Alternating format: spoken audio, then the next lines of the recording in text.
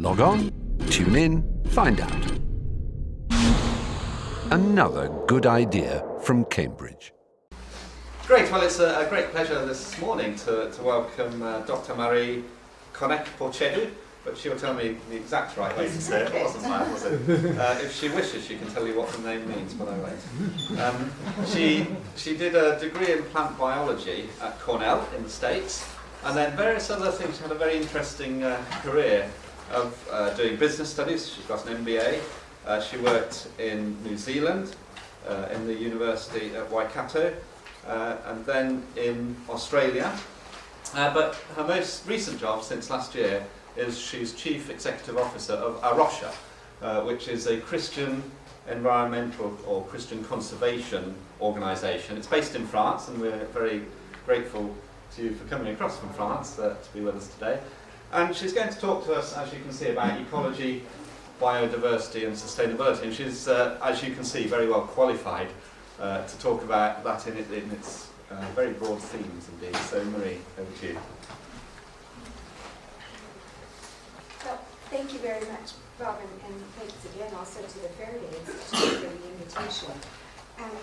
I should mention about Arosha that it's not actually headquartered in France. It's not headquartered anywhere, but it's active in quite a large number of countries. It's officially incorporated in 18, and so those of us who are working on the international team are spread out in those different countries. You can probably hear that I started out in the United States rather than in France. My accent would tell you that that's the case. Is it loud enough? Looks like not. Okay. I'll try to speak up more loudly. And then if any of you can't hear me at any point, do this so that I'll be able to know. Move forward.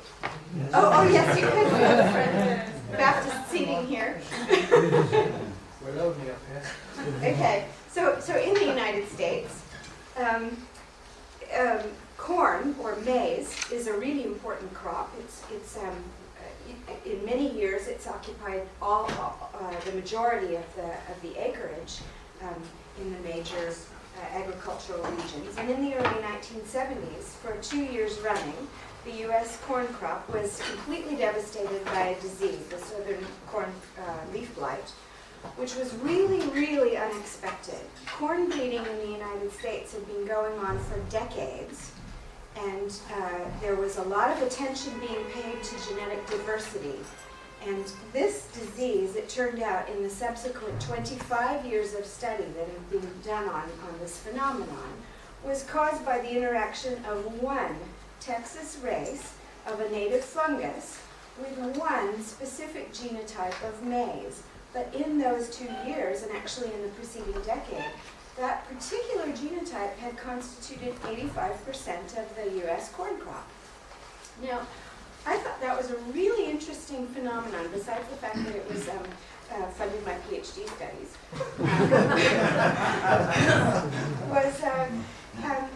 why, when there had been so much attention being paid in U.S. corn breeding to genetic diversity over decades, why was one genotype constituting 85% of the corn acreage? And is that a dead phenomenon? Well, I think you'll see as we go on. No. Why was this particular genotype important? This was a male sterile genotype. It was a mutation that had occurred naturally. It was found by a breeder within a population. It causes male sterility, and in most plants, you know, there are both male and female parts. And so in the corn plant, actually this isn't too great of a photograph, but this is a little bit better. The male part, the tassel, when it is ready for releasing its pollen, the pollen is raised up high above the plant in the architecture that the plant uses to distribute its pollen by wind, and it lands on the silks of adjacent corn plants, or corn plants that are as far away as 2,000 kilometers actually, that are receptive at that time. These are the silks are the female receptive parts of the corn plant. And so they could land 2,000 kilometers away, or they could land on the same plant. And so a lot of the seeds that are produced on the corn cob could be the result of self-pollination.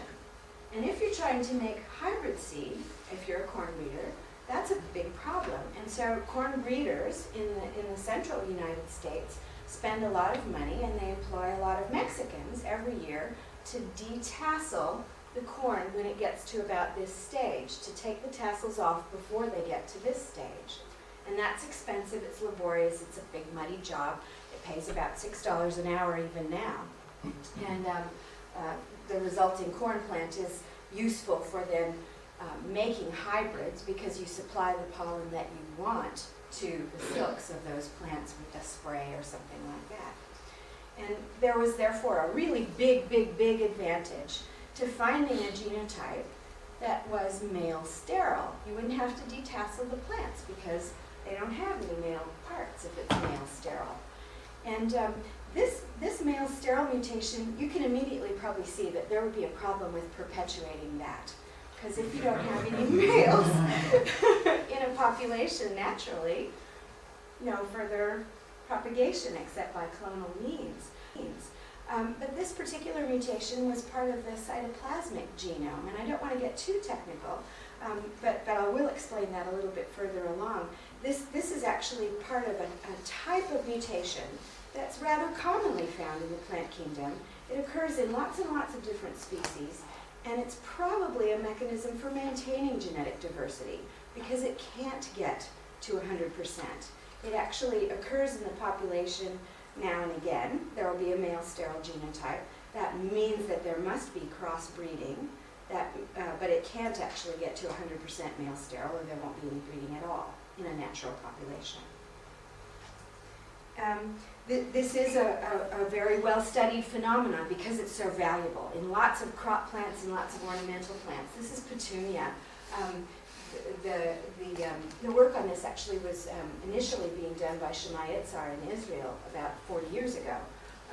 This is the male sterile mutant, and this is the male fertile mutant. And you can see they're actually identical in every other way, except for the fact that the male parts of this are withered and they're not producing any pollen. And you can breed this particular mutation into lots of different genetic backgrounds. So you could get petunias that are purple or yellow or red or orange or stripy or whatever you want, and they could all have the same male sterile mutation in them. And that male sterile mutation kicks in gene expression very, very early. This is a millimeter scale, and this is about the point at which the male parts start failing to develop as a result of this male sterile gene product. So it's really foolproof if you want to use it as a tool for plant breeding. And so you can imagine that lots and lots of money has gone in over the years in many, many crops to finding and exploiting male sterile mutations. And that's not unlike lots and lots of money that has gone in lots of crops to doing things that make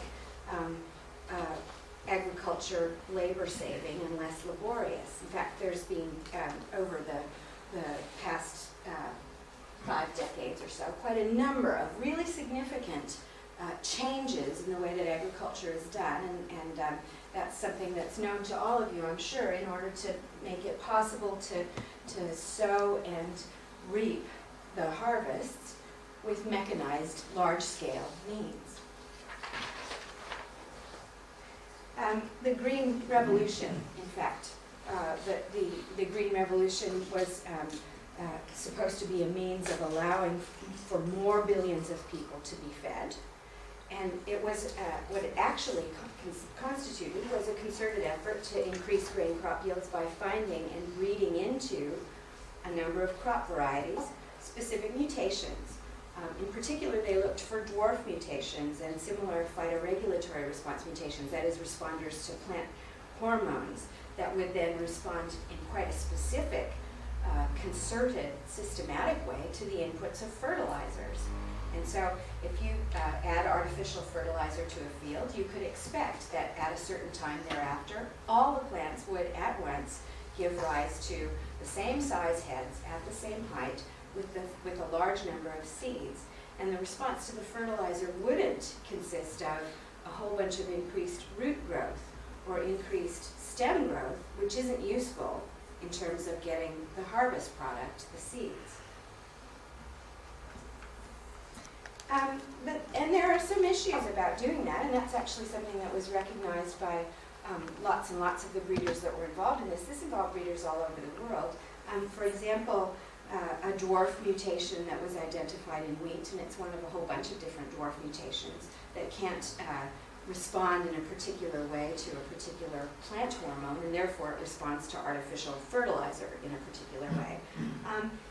This particular one didn't grow very well when planted deep in the soil because it puts all of its biomass effort into the seeds, and therefore it doesn't make very strong roots and stems. And so there's been actually, as a result of this concerted effort to find mutations that put all of their photosynthetic effort into making the product, a lot of difficulty in terms of the compromises for the health and the weakness of the rest of the plant. This is just one example of a whole bunch of different mutations that have initially been found in backgrounds that are not very good and that have needed to be bred into other backgrounds that are a little bit better, and compromises sometimes have had to be accepted about the way that they have to be treated. Sometimes these varieties require a lot more pesticide because they're a lot less resistant to pests. They may require a lot of different pesticides and fertilizer inputs over the course of a growing season. But that press towards uniformity is something that's all over modern agriculture, and I can use agriculture in the broadest sense there. It's true in forestry as well. In order to get high production from large-scale monoculture growth, there are quite a number of different things that are being done in order to make sure that the crop is as uniform as possible and it reaches harvest age at about the same time all across a field or all across a forest, and that as much as possible the photosynthetic effort of the plant is put into the thing that you desire for harvest, the seed or the wood or whatever. You'll recognize these pictures from Taupo, Bob. And in fact, there's quite a lot of effort to roguing out things that are not appropriate to the monoculture. For example, finding clones within a clonal planting of trees that have been mislabeled and got into the wrong thing, and therefore they're growing the wrong stage. Here's a clone that's obviously it's the wrong one out of this whole group because it's gotten quite a bit taller more rapidly than it should, and that maybe is a compromise to its diameter growth, which is the desired product, and so that'll be rogued out.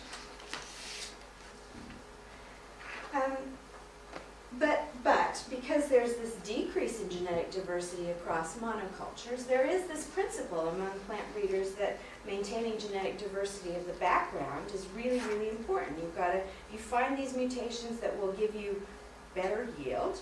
You've got to cross them in as many different backgrounds as possible so that it will be high genetic diversity so that some disease doesn't just wipe out the whole crop. And so that's as old and as widely accepted and important practice as fallow. I was told by a plant breeder that I respect a great deal, and I've been told it again and again in different words by different plant breeders. And fallow is a pretty old practice, actually. Here's the statement from the book of Leviticus that says the land needs to be given a periodic rest. It needs to be left fallow.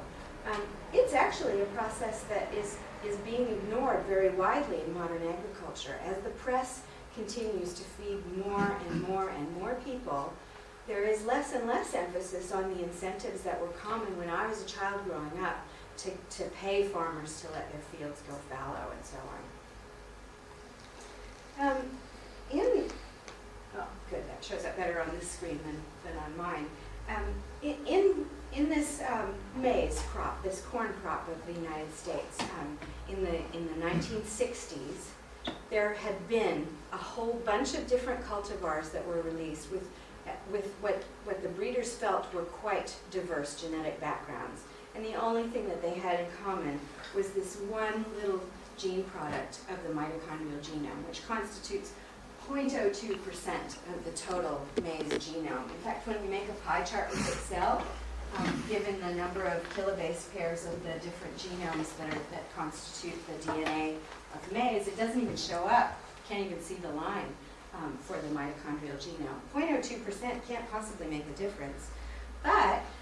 what turned out to happen is that 0.02% made a protein which inserted itself into the cytoplasmic membrane of all the cells, and this protein specifically received and responded to a toxin that was produced by this fungus and killed the plant, 100% kill.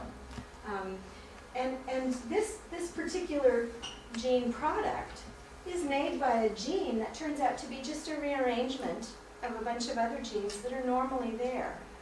And it's been found subsequently that most of the other male sterile mutations that are derived in this way constitute similar sort of mixtures of what's already there in terms of the genetic diversity that was present in the plant's genome originally. But in this new combination, it does something which, by against all odds, by impossible odds, responded quite specifically to a compound that's made by the fungus that isn't actually particularly harmful. The fungus isn't particularly harmful. It's normally not in any epidemic proportions. It's found quite normally in cornfields. It usually flourishes for a very brief period in the fall. It lasts on debris and goes from season to season. But because 85% of the corn crop had this particular gene, less than 0.02% of the genome, but there it was in that 0.02%, that gene product responded to that toxin in a way that produced an epidemic and wiped out the corn crop for 2 years running. How is this produced? Once again, this is actually what wild type maize looks like. You can see that the seeds are quite genetically diverse from each other. It's possible that each of these seeds on a particular cob has a different pollen parent. Even though the female parent of them is all the same, the silks might have received different pollen grains from the pollen parents. But another source of variation is, it turns out, a bunch of genetic elements that move around within the genome, and nobody knows why. This is Barbara McClintock. She's one of my personal heroes, actually. She won the Nobel Prize in 1983 for her discovery of the cytogenetics of this variation. And what she discovered is that there are these bits of DNA that are moving around in the genome. Nobody knows why. Still, nobody knows what they're there for. And if you'd like to anthropomorphize, of course, everything in the genome must be there for some purpose. But it appears that it may be that they're there specifically to increase the genetic diversity of the genome. They certainly have that function. This is one of the most widely quoted papers in this field of maize genetics, which basically says that these transposons, these jumping gene elements, account for most of the size of the genome. But they're something that are there for an unknown purpose. And so if you were a breeder, you probably would think of that as something that's not really important to take account of. But that's a similar phenomenon to what's probably given rise to these sorts of mutations. Now I'm going to talk about a little bit different way of giving rise to mutations, and that is genetic engineering. And I'm not actually drawing a distinction here between genetic engineering and finding natural mutations. In some ways they're one and the same. But the difference about genetic engineering is, well, one of the differences that there is that it's hard. It takes a lot of work to do genetic engineering. You have to find the gene that you want to move into some other plant, and or animal for that matter. And you have to get some means of moving it to work, and then you have to select somehow the cells that have taken up the desired mutation and get them to reproduce, and get them to then show the desired phenotype, and then, if you're a sensible plant breeder, put it into lots and lots of different genetic backgrounds. And so this is a cell that has been transformed with a gene that makes it turn blue. And that's simply used as a marker for can you get genes into this cell, and obviously you'd actually put in, if you were trying to do genetic engineering, some useful gene that you would be looking for, does it work? But very often useful genes are things that you can't tell whether they're there or not until the plant's grown up and it has a male part or not. And one of the world's most widely commercialized genetically engineered crops, actually probably the most widely commercialized genetically engineered crop, is the soybean resistance to the herbicide glyphosate, which is also known as Roundup. The CP4 mutation, it was found in a bacterium that was called CP4, causes the enzyme that is produced normally in this bacterium to handle glyphosate in a different way than enzymes normally handle glyphosate. And so Roundup, the herbicide that's been produced worldwide by Monsanto initially and then by other companies licensed by Monsanto and so on, normally depresses the action of an essential enzyme in a crop plant.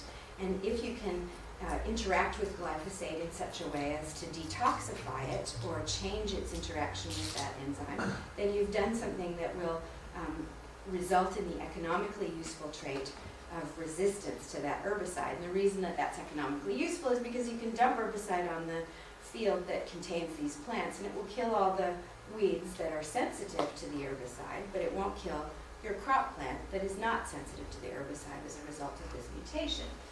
So this is a very, very, very well-studied enzyme, you can imagine. And in 1999, 44 million acres of soybeans were being grown in South America, and by 2004 this has more than doubled to 94 million, and it's estimated that a very high proportion of that is soybeans that contain that one mutation, CP4 Roundup Ready glyphosate resistance. It's not known exactly how much, because it was illegal until fairly recently in a number of areas of South America to plant CP4 Roundup Ready soybean. And so a lot of farmers that were planting it were doing so illegally. And now that it is legal, it probably will become easier to obtain statistics, but it's a lot. In the past 6 years, the expansion of land cultivated for soy in general in Argentina, Brazil, and Paraguay, which are the major soy growing areas of South America, although not by no means the only ones. Actually, a large number of the seed offices of South America are concerned with nothing but soybean. It's been growing by 10% a year, the amount of land that's devoted to soybean cultivation. And that's mainly at the expense of rainforests and savanna by a number of different studies and estimates that have been done. The picture shows the soybean cultivation in the area that's considered potentially suitable for soybean cultivation in 2003 in several different Brazilian states where there's considered to be direct conflict with Amazon-type forest. And the report from the World Wildlife Foundation, which is adapted from a number of different reports, shows that actually there are conflicts of this type in terms of what the land could be used for with a number of the major important diversity biomes of Brazil. So going back to this thought that's so pervasive among plant breeders that maintaining genetic diversity of the crops is a really, really, really important principle, one that should be respected as much as we respect the fallow principle. What we know is that in 1997, when CP4 was first commercialized at the beginning of its commercialization life, about 8% of the soybeans in the United States were CP4. They contained the CP4 gene. But by 2005, it's 87% of the U.S. soybean crop. And so it's actually, since the U.S. accounts for 47% of world soybean production, and soybean is a really, really important crop.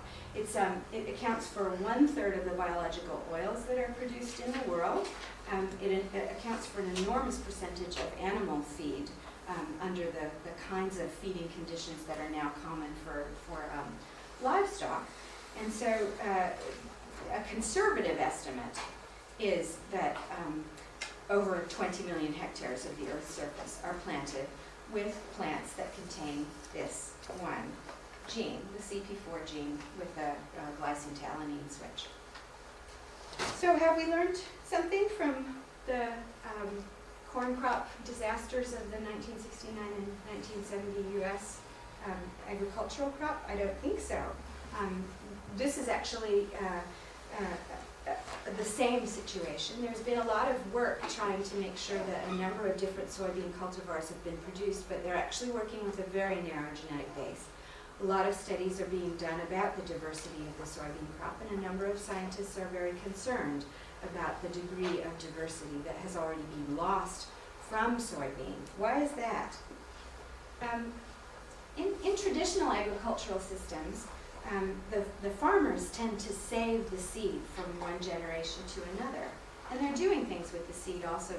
They're maintaining sometimes seeds that they're not using in 1 year, from 1 year to the next, because it's interesting for some reason for experimentation, and therefore they might use it every second or third year or for a crossing experiment. Genetic diversity managers, such as plant breeders, are doing the same thing. After harvest, the farmers tend to save the seed and use it again. But in modern agriculture, where plant breeders are frequently replacing the cultivars that are the best, it tends to be the case that farmers, rather than saving seed, are buying new seed from the seed companies every year. And in fact, with genetically modified crops, it's very commonly a contractual agreement. When you buy the seed, you agree not to save the seed, but to buy new seed that's going to be improved the following year, that's going to be a different cultivar the following year. And part of that is a security measure. If you buy new seed the next year, it's going to be diverse from what was there the previous year, as diverse as the commercial gene pool allows it to be. And so there is a concern that gene swamping from those cultivars, if all the farmers buy this year's CP4 soybean variety, that variety crosses into the local varieties, the land races, whatever the local farmers have saved, and begins to swamp out the genetic diversity of the little bit of seed saving that goes on. And where this concern has arisen most sharply actually is with the genetic diversity of maize in Mexico, which is where it is indigenous. And this report that I quoted here, Bertolt and Goetz from UC Davis, found that the genetic diversity of maize in Mexico was sharply falling by a number of different measures. In order to do something about that, it's not as if people are being completely irresponsible. An example of this is rice. About 3 billion people depend on rice for survival. In Asia, about 30% of all calories come from rice. And so the World Bank has sponsored an international rice research institute in the Philippines, which collects cultivars of rice from all over the world, and it's collected 85,000 traditional rice varieties from many parts of Asia that were being grown before the Green Revolution. And rice has been subject to a lot of selection over time, but it's been subject to selection for lots of different things in lots of different places. For example, there have been dietary preferences in some places for sticky rice versus more floury rice. And there are different varieties that are preferred for cooking and for rice flour. There are even varieties that are selected specifically for their stem and leaf volume for mulching, or using the stems for thatch. And so there are a huge, huge number of different varieties, a lot of different genetic diversity reservoirs. Rice has been selected for growing in slightly colder climates, slightly wetter climates, slightly drier climates, slightly sunnier climates, and so on and so on and so on. So 85,000 varieties, that sounds pretty safe. The quote is from a study by Gurdev Kush, who's the head of rice breeding at the International Rice Research Institute, and in 1999 he gave this interview on, which is recorded on the UNESCO website. Any of you can look it up on the web. He says, when a new variety is developed, rice breeders incorporate genes from 30 to 40 different traditional varieties, and they incorporate those into the new seed. We can't develop modern varieties if we don't have that reservoir of diversity. But in the same interview, he says, it's not actually so clear that doing all this saving of varieties is really helping. In the US, for example, farmers were growing over 50 varieties of soybean 30 years ago, but now they cultivate only 5 or 6 varieties.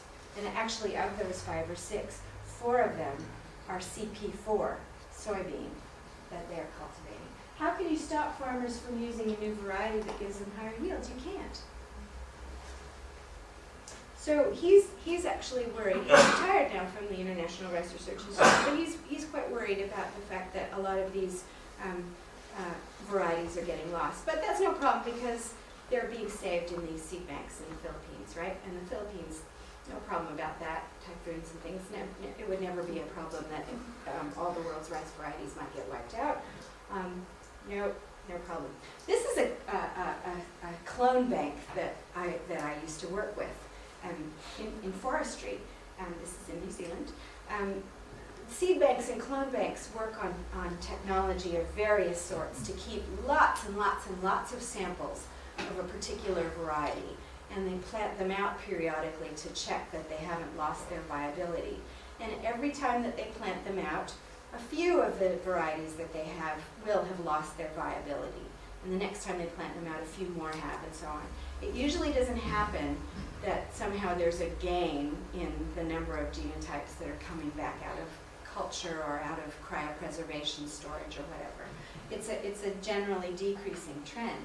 And the statistics that are gathered in a lot of these clone and seed banks are a little worrying because they tend to, the storage processes that are used for picking out particular clones very often favor a certain type. For example, in this case, they'll favor types that grow slowly in culture. And so those might not be the same ones that grow quickly outside of culture, or that will respond quickly to a disease challenge. More specifically, actually, in a recent study about apple cultivars that are being saved in a number of different clone banks in the United States and in Asia, a lot of the clones that have been saved that are managing to come out of culture each time are those that respond pretty well to a fairly narrow temperature range. If the world's temperature were to be changing on average very slightly, the genotypes that had been selected for particular growth areas and that might be restricted by particular processes for saving them might not be the best ones to be the salvation of the next generation of plant breeding. And that would be, I think, a big problem, and it's a big, big problem for a lot of different crops. There's another problem with the way that this is being done. This is saving the genotypes of, there are these clone banks or seed banks for a whole bunch of important crops. There are crops that are all listed as part of the International Treaty for Plant Food Genetic Resources. A number of clone banks and seed banks have been established for field crops, for tree crops and fruit crops and so on. But if we're talking about plants that are not some of those really important crops to save genetic diversity from, we're talking about species that are not being saved in terms of special attention to their diversity. And when monocultures of large-scale crop production are being grown, sometimes it's at the expense of biodiversity of other species besides the species that we're concerned about, talking about soybean or rice or wheat or corn. An example is that, as I mentioned before, soybean in South America, it is expanding in its cultivation, and that is accepted by a number of different authorities to be largely at the expense of savanna and forest. This case study by the World Wildlife Fund talks about a particular area where soybean cultivation has been increasing, quite specifically at the expense of a type of native vegetation, which is recognized as one of the most biodiverse in the world for savanna types. And so what is being lost there? If it's one of the most diverse types in the world, what that means is it has the most different types of species, not just plants, but insects, birds, mammals, fish. It's a highly biodiverse biome in which lots and lots and lots of species are being threatened as the number of places where this biome is found is reduced to smaller and smaller islands. There's another thing that's associated with large-scale agriculture, and that is, I mentioned that these plants have actually been specifically selected to respond to inputs of fertilizers and pesticides in a particular way, and it's actually no coincidence that much of the commercialization of modern genetically enhanced, that is through traditional plant breeding or genetic modification, crops is being done by agrochemical companies. A lot of agrochemicals are used on a field that has these crops growing on it. And these agrochemicals do get into spray drift patterns or run off the land into rivers. And there they form threats to quite a number of other things. For example, there's a crisis about honeybees worldwide. Honeybees are in decline for a number of different reasons. One of the reasons is that broad-scale insecticides affect any insect, not just the insects that are bad, that are eating your crop, but also the good ones that might be pollinating your next-door neighbor's crop. Quite a number of fish are very susceptible to killing by many of the traditionally used herbicides. Glyphosate, Roundup, which is advertised as being a very innocuous herbicide. You could bathe in it, according to the advertising. You know, for humans it's fine, but the fish kills associated with some of these herbicide runoffs are very significant. And there are problems with humans being downstream from many of these things. There is a greatly increased incidence of illness among farm workers worldwide, associated probably with various types of pesticide toxicities. There are pesticide residues that get into our food. I won't go into a whole lot of discussion about that because it's very amply documented and there's no need to be polemic about it. But certainly humans are one of the biodiverse species that are suffering downstream. Pollinators suffer in a whole bunch of different ways. Actually, they tend to be quite susceptible to environmental perturbations because plants are so seasonal. A plant that produces its flowers in one particular time of the year does so usually because it takes a lot of photosynthetic effort to make pollen and the things that attract pollinators. And so it expends that effort for a limited season of the year when other plants that are receptive to it are going to be receptive to the pollen. And so the pollinators tend, by and large, to be quite seasonally responsive to. They'll eat they'll use one particular source of food for pollination at one particular time of year and another one at another time of year, and so on. They're also often migrants. They will go from one place to another where different species are used as food. So, for example, here's the monarch butterfly. It uses quite a particular group of plants in the genus Asclepias for its food source when it's in a larval stage. And then it becomes a mature stage that is mobile, that flies, and it flies thousands and thousands of kilometers. And as an adult, it uses something different for its food source. It's located in a different place, and it comes up at a different time. If the kinds of food sources that are being used by pollinators are changing in terms of the time of year when they flower, which is happening in response to climate change. There are long-term data studies that show that. For example, the long-term data study here in the UK at the Kew Gardens. The life stages of these pollinators can be quite disrupted. Whole species have become extinct because a particular food source that they need at a particular time of year or in a particular place is no longer there. And so problems that are occurring because of forest clearing in South America are probably affecting biodiversity in North America, just as forest clearing in Africa is probably affecting biodiversity in Europe quite significantly because of these long-distance migrations of not only pollinators, but seed dispersal agents and agents that keep particular kinds of populations under control. Where I live in France, actually, we're working on a marshland restoration project in the Vallée des Beaux in Provence. It's an area where these were traditional wetlands, and there's a concern by a lot of the adjacent landowners that if you restore these wetlands, you'll raise the mosquito populations.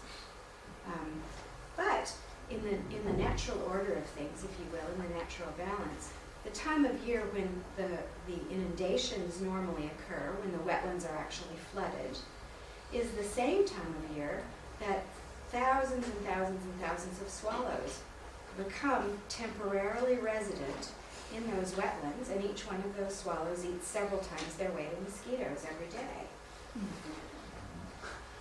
When the wetlands are not flooded at the time of year that the swallows are coming, you can imagine that there's a problem with mosquito populations. But when they're flooded at the time of year that the swallows are there, 240,000 swallows can eat a lot of mosquitoes.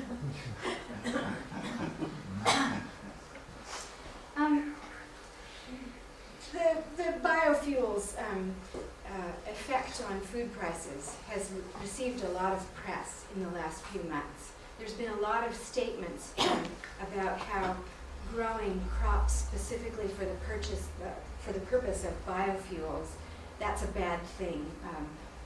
Growing maize for biofuels, corn for biofuels probably has raised the price of U.S. corn, and that's resulted in a cascading effect on food prices. And I don't think the story is actually as simple as the press has been playing it. For example, rice is not widely used as a biofuel. It would be quite good if rice wastes were used more for biofuels rather than being burned off of fields in China and the Philippines and so on. But they're not. But the price of rice has risen very, very dramatically. The price of many other food crops has risen very dramatically, and I think there is probably a number of different factors behind that. But there's been some discussion about, well, we should discourage the substitution of land that's being used for food production with biofuel production. Therefore, we should search for crops that can be grown on wasteland in order to produce biofuels, because we all need more fuel and we keep on needing more and more fuel.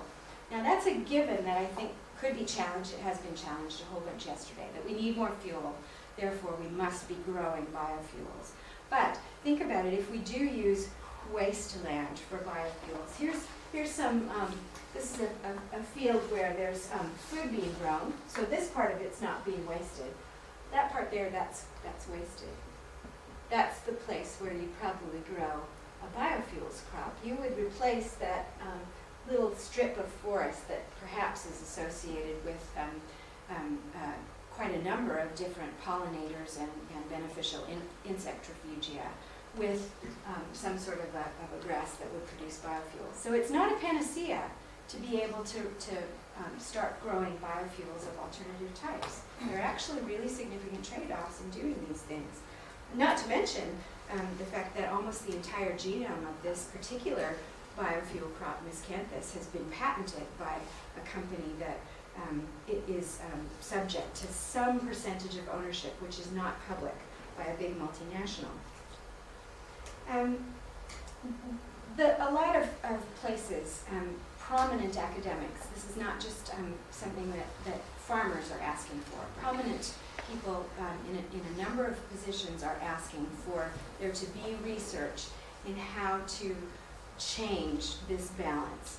And they're saying that the way that the agricultural revolution has proceeded over time in order to feed billions and billions of people, perhaps it is feeding those billions, although 1 billion of them are still below the daily caloric requirement level. But what Professor Zhifang Zhang of the Chinese Academy of Sciences, is one of the most prominent plant molecular biologists and advocates of using genetic modification in China has said is actually, we just need to think about how we're doing this. It needs to be done differently somehow, because the Green Revolution and the subsequent large-scale changes in agriculture haven't actually resulted in all the good things that they were supposed to. And they've resulted in a bunch of bad things. They've resulted in a lot of downstream effects that are very, very, very negative for the population of China. I think the same thing could be said for the population of Argentina, the same for the population of many other countries where intensive cultivation has taken a very, very significant component of land use. This is a diagram of, a photograph taken from a recent study in Africa, where an artificial division was done between a portion of the river that was allowed to receive normal runoff and a portion where it was actually shielded in some way, so that extinctions could be observed and their effect. And in this study, one species of fish went locally extinct. And it became clear that actually that resulted in lots and lots of other changes. That was the only difference between these two areas, is that runoff was changed, and this one species of fish, that was the only detectable change in this controlled experiment. But when this particular species of fish became extinct, a lot of other things that ate that particular species were affected, that you might expect. A lot of things that it ate were affected. A lot of the things that they ate were affected. And one major result, quite significant, was that the whole sedimentation pattern of the river changed. Because way at the bottom of the food chain, there were algae of various sorts that were no longer getting eaten, because the populations of their predators had changed, and the population of their predators had changed, and so on and so on. And so that was an unexpected finding. In general, I think we can expect those kinds of unexpected findings, because there are lots and lots of downstream, and it's not always downstream. It could be in other latitudes due to migrations. It could be in other local locations. There are lots of effects of removing any one species. But the solution that's usually touted for that is that we create a few natural reserves, or that natural reserves be maintained where biodiversity is going to be high. The area of those natural reserves is shrinking, and they're susceptible to disasters. I've just put this quote up again that's been mentioned yesterday with respect to what happened with the tsunami. There was a lot of loss of life, human life, near the coastlines, because mangroves and coral reefs were no longer there to protect the coastlines. But there was also a lot of damage to non-human life along those coastlines. Reserves of biodiversity, areas of where a number of different plants and animal species could flourish, no longer do. There were a lot of chemical refineries that were located close to the shore, because that's close to transport means in those countries that were flattened by the tsunami. And so a lot of chemicals were spread across the agricultural land. And it's going to take a long time for not only the agricultural land, but also the forests, the wetlands that were affected by some of those chemical spills to recover. I expect that as more and more study is being done, that more and more discoveries will be made of local extinctions of a lot of different species, because of the location of reserves in areas that were more susceptible to damage. And that's a perfectly normal phenomenon. The sort of island biogeographic phenomenon has been known for as long as biological diversity has been being studied. That if the smaller the area in which a species exists, the more likely a local event will lead to an extinction. So if more and more species become subjected to more and more limited places of space, smaller and smaller reserves, it's likely that there will be more and more extinctions.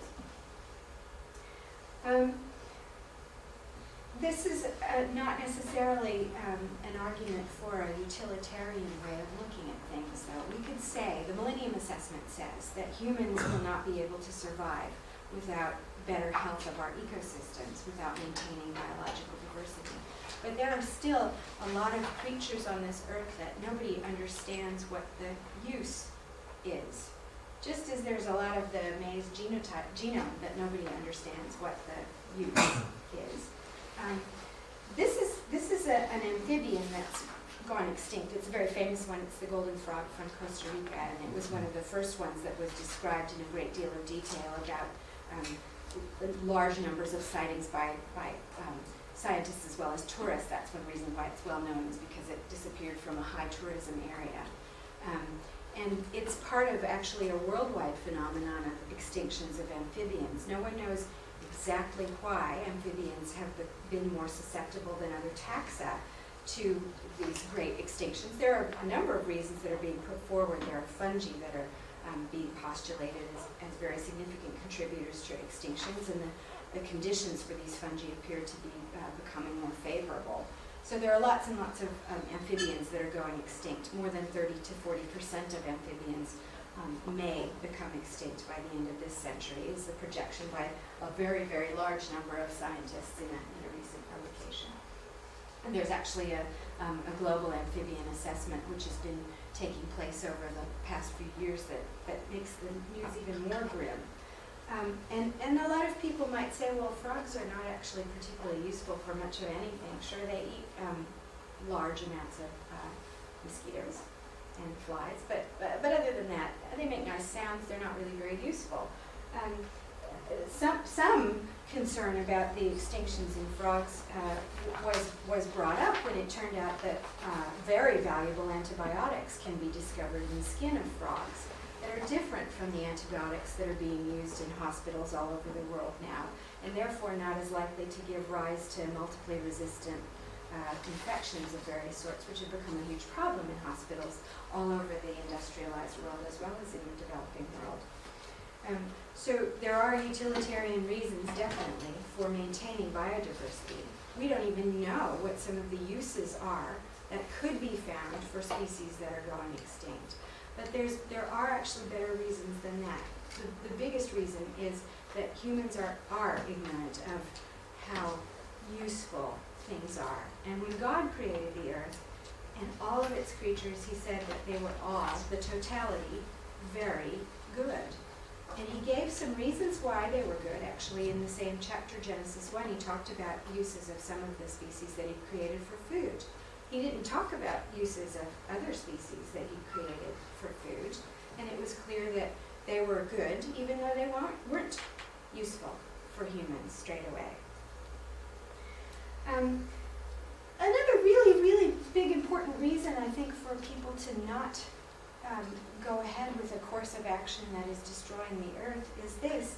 The Bible defines the earth, the totality of God's creation that humans can see as being a witness of what he is like.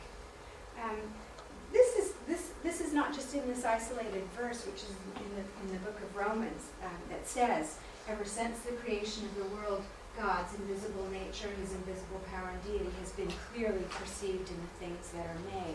If you look through the book of Acts and through the various instances where the apostles were asked all of a sudden, maybe because they were about to be arrested, why are you doing these things? Why are you healing these people? What is it that you're talking about? You know, why are you doing? What they almost always did in starting their sermons is say, look at the world, the wonderful things that God has made. That's how they begin all their sermons. Look around you, and you will see this is what God's plan has been, and then they go on and discuss some historical facts depending on which audience they're talking to. Those would be different for the Mars Hill audience in Athens as opposed to the Jews in Jerusalem. And then they talk about Jesus. They start with the premise that not necessarily everyone in the audience recognizes that Jesus is God, but everyone in the audience has been able to see his invisible nature in creation. And so this is my Bible, and for most people that have a Bible, they probably wouldn't think of taking whole pages of it and ripping them out to use for fuel, for fire starters. unheard of for me to grab a page of my Bible and pull it out and say, I need fuel, I'm gonna use this now. But we do that all the time, in effect, with our agricultural use of God's creation. It's not that we're not supposed to use the world for agriculture. In fact, we are. That's one of the first commandments that's given to man, is that we're supposed to do that. But we're supposed to do it in a way that isn't destructive of it, that isn't going to be taking away all the parts that were made that give revelation to God's glory. So, So, what can we do at this point? What people in this room do? I think there's actually quite a lot that could be done. It's time to be inventive, actually. I've said a whole lot of innovation has gone into these agricultural changes that have taken place. People looking for mutations and ways to breed them. People working really hard on ways of storing clones and so on. Probably we could bend our creativity elsewhere, and we are really creative. God created man in his own image. In the image of God, he created him. Male and female, he created us. He created us as images of him, and we are creative beings. In fact, there's probably nobody more creative than a farmer who is actually constrained with the limitations of creation and has to be resourceful and imaginative in how to use it and how to experiment with it in order to get crops out year after year after year. I was invited a couple of months ago to the European Patent Office to a consultation of experts about open innovation, specifically on the subject of climate change. The European Patent Office is following an imperative of the Directorate General for Research in Europe to say how can all the various research offices in Europe meet the problems, the challenge of climate change. And so they were actually looking for ways that humans could be inventive about climate change and facing climate change. And there were, at this expert consultation, there were a whole bunch of people from industry that were talking about innovative ways of developing new batteries and lighter materials for cars and different kinds of light bulbs and solar panels and solar collecting innovations that could be stuck in large places in Africa and that sort of thing. There was a vast range of different things that were going on. They were very receptive to something that I said. This actually made it into the final wrap-up presentation. I was really surprised, which is that actually we can't rely on the traditional methods of kind of encouraging inventors to be funded by multinational corporations to do stuff that will be useful. Because people are actually longing for leadership and vision, creativity, moving forward, which is very often driven by faith and values. This is actually a quote from this book, The Death of Environmentalism, which came out in 2004 by Schellenberger and Nordhaus, that says all the traditional means of innovation are just not going to be sufficient for making changes in the way that people approach their environment, because people aren't going to change unless their values, unless their faith makes them want to change their behavior.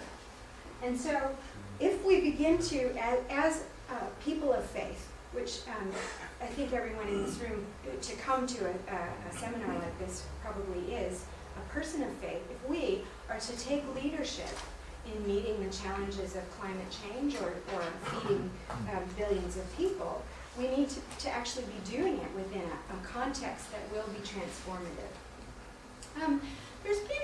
There have been a number of studies, and I think Cal DeWitt is probably going to cite some in his next presentation about organic agriculture versus high-intensity, large-scale monoculture.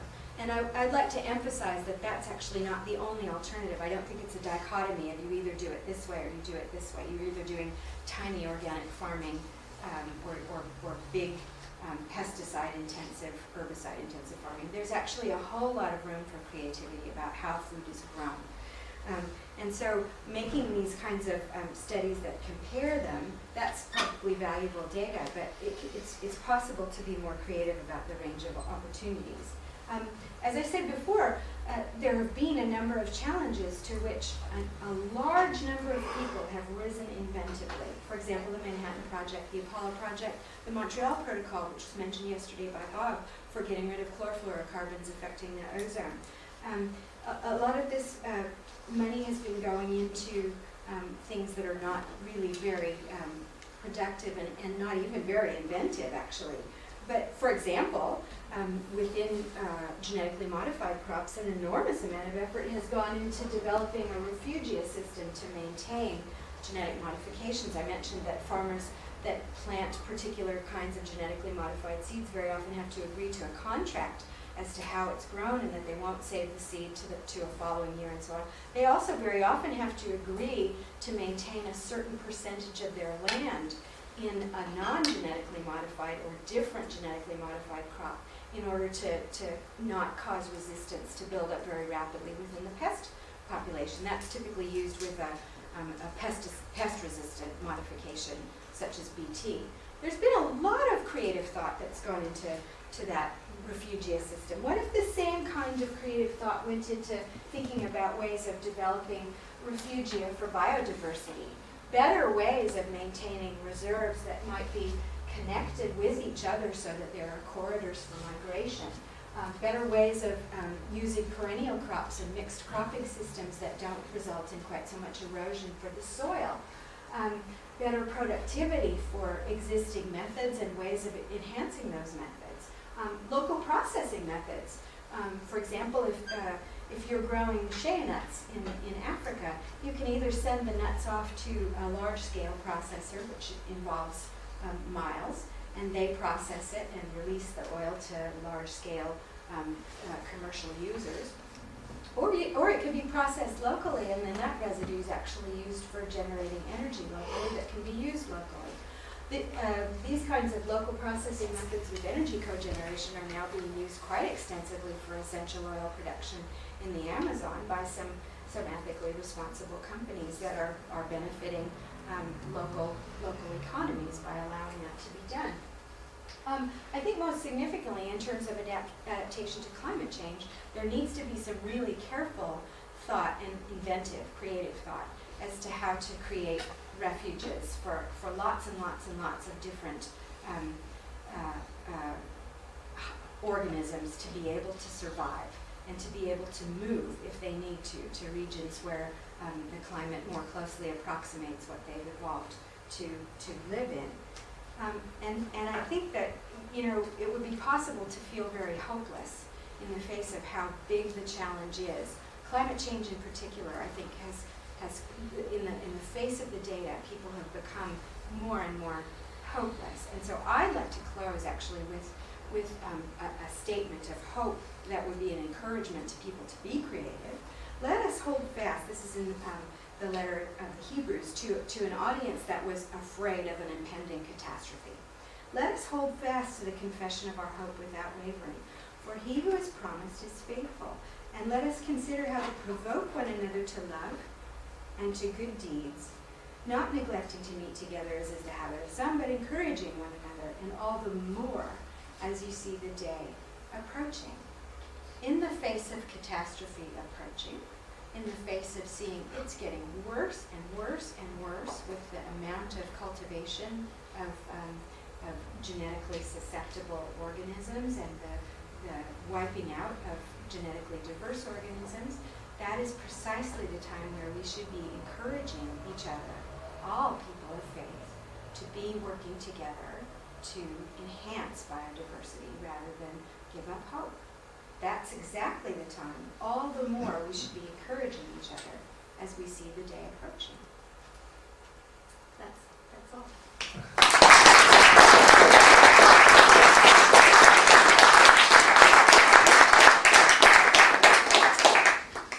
Thank you, Marie, for that very clear explanation of that story. Any questions, comments?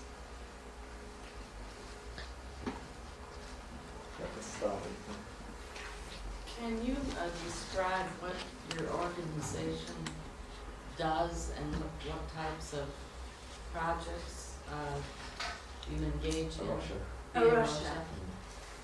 Okay. Just so happens. Oh yeah, I got a couple brochures. I didn't bring as many as I probably should have because I put them away as I go along. That usually happens. Russia is the name is Portuguese. It arises from the name of the place that the first Russia organization began in Portugal. And what Russia does is apply Christian ethics and the idea that this is an important part of Christian service to conservation, to biodiversity conservation. Specifically with the values of community and cooperation and cross-cultural importance, that's not something that should be being done sort of in one part of the world or in a uniform way in all parts of the world. I mentioned that Russia is active in a number of different countries, and in each of those countries it's doing different things. So for example, I mentioned the marshland restoration in the area of France where I live. In the UK, Russia is working quite extensively with communities of faith, largely in environmental education, getting people aware of some of the issues. There's a program of Russia called Climate Stewards, which is taking donations in order to do reforestation projects in various places. Most notably, the work now is going on in Ghana, where actually hundreds of different sites are being planted with mixtures of native tree species in a way that's going to perpetuate the likelihood that they'll be there sort of 5 years from now. You probably are aware that a lot of reforestation schemes use species that are very rapidly harvested in face of the local needs for fuel. And so the very large eucalyptus plantings that were done in Brazil for mitigation of the flights to the meeting for the International Convention on Biological Diversity, for example, they planted eucalyptus, and it's estimated that a large proportion of that eucalyptus planted only a few years ago isn't there anymore because people have already taken down the trees. So where Russia plants, it's always a mixture of natives that include various sorts of medicinal plants and fruit trees and so on that are less likely to be removed under that sort of pressure. It's attempting to respond to the local pressures on biodiversity. And so, for example, in Kenya, a lot of the deforestation that has occurred is in response to people doing harvesting of the local forest for charcoal in order to pay secondary school fees, and then cultivating pineapple, which removes the soil fertility quite rapidly on that land, so that then forest is unable to regenerate very well.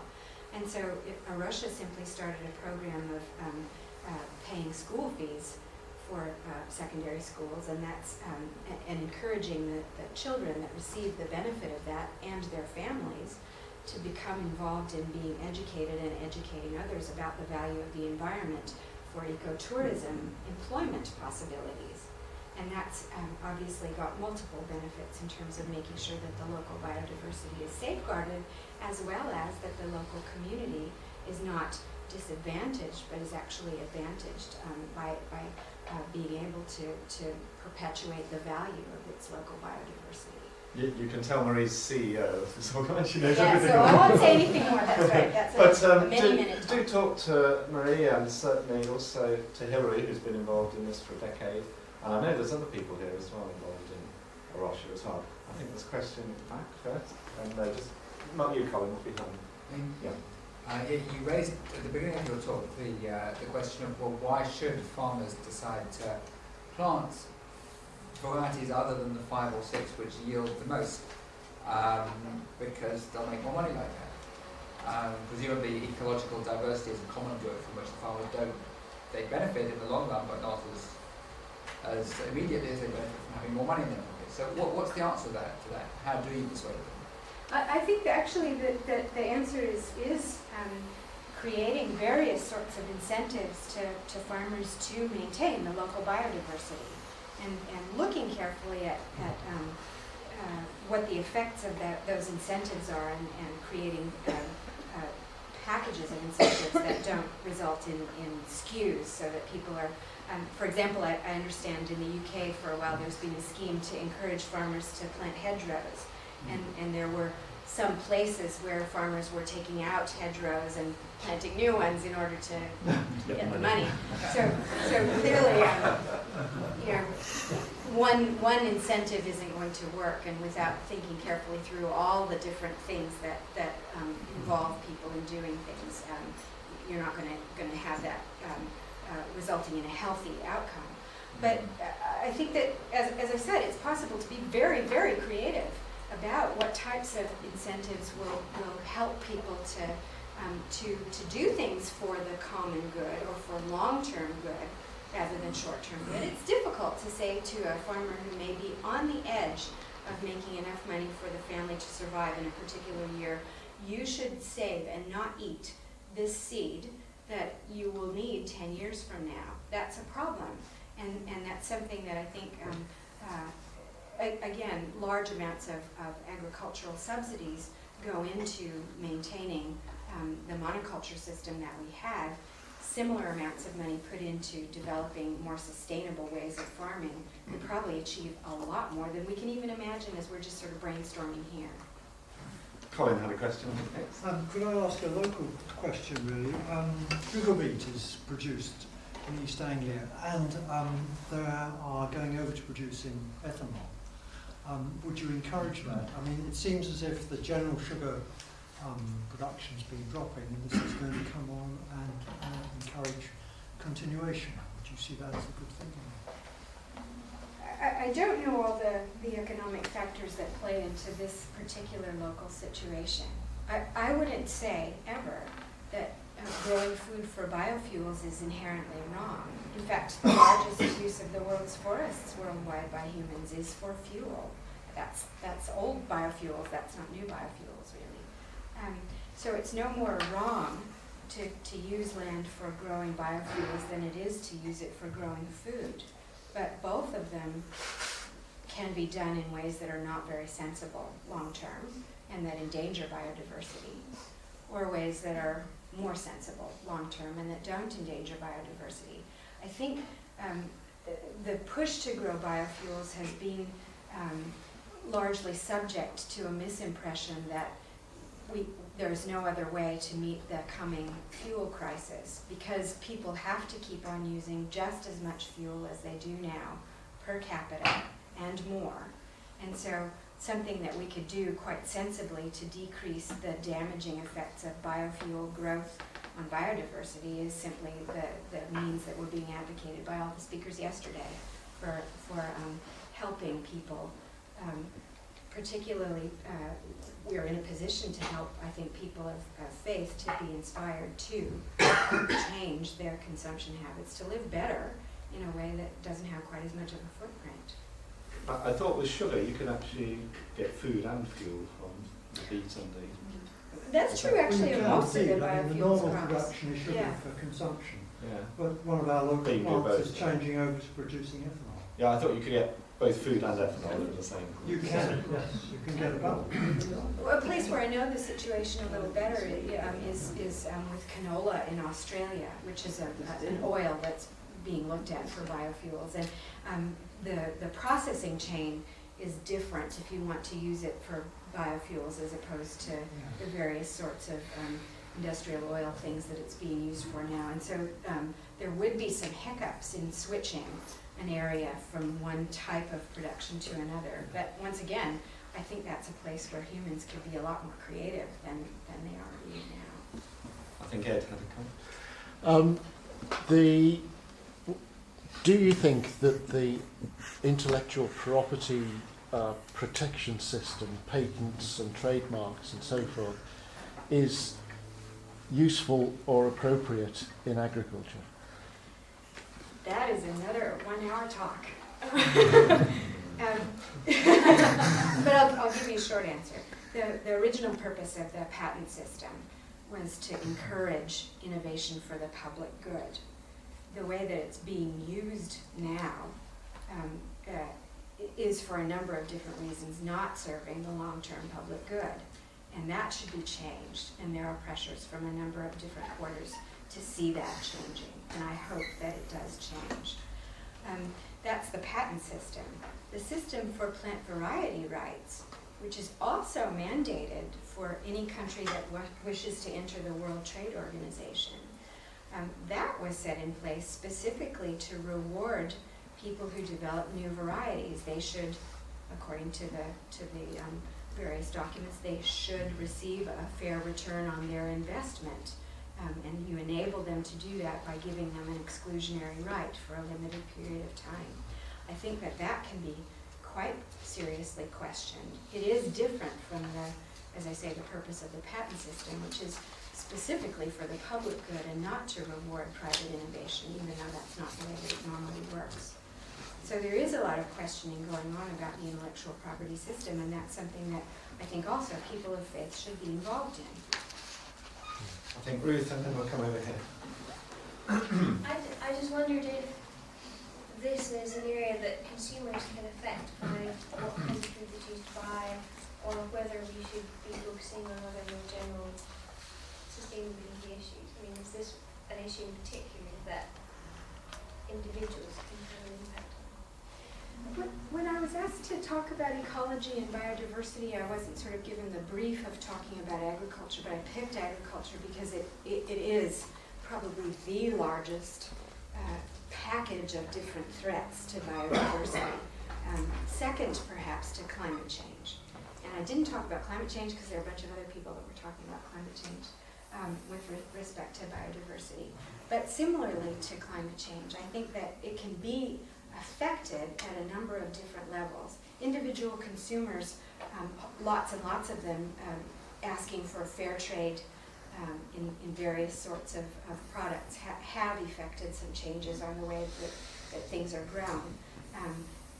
More changes would be necessary. It would be, we are a long, long way from fair trade wheat.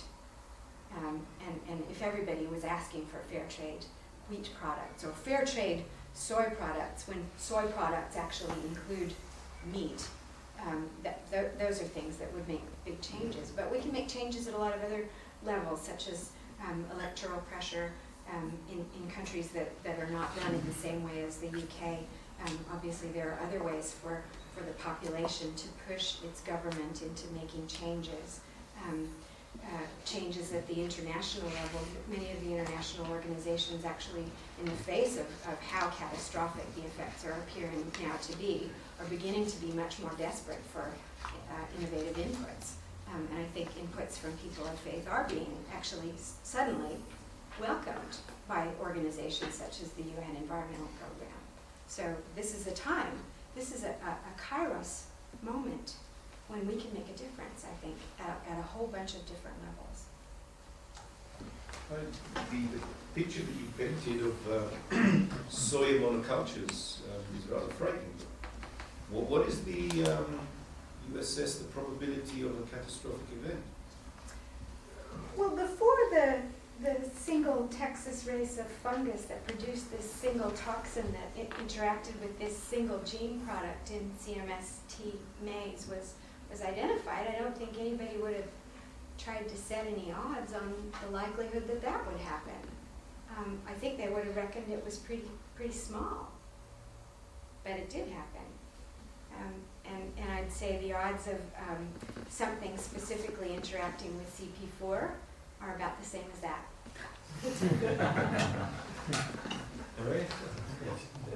Actually, that's just sparked a different question from the one I was going to ask, but it provokes in me the thought that do people learn? I mean, is anybody learning and applying what happened to the maize crop, that scenario, to the soybean one? It just seems like it's another scenario playing out exactly the same way. And do you have any sense that people are taking the message of the past on board? That's actually something on which I have to be really, really pessimistic. The people who are involved in, the fragmentation of disciplines that Cal talked about yesterday, it's much more than just that theologians and lawyers don't talk to each other. Soybean breeders and corn breeders don't really necessarily interact. Rice breeders, a whole community that that may interact with other cereal breeders some, and with other grain crops breeders a little bit less. With theologians, never.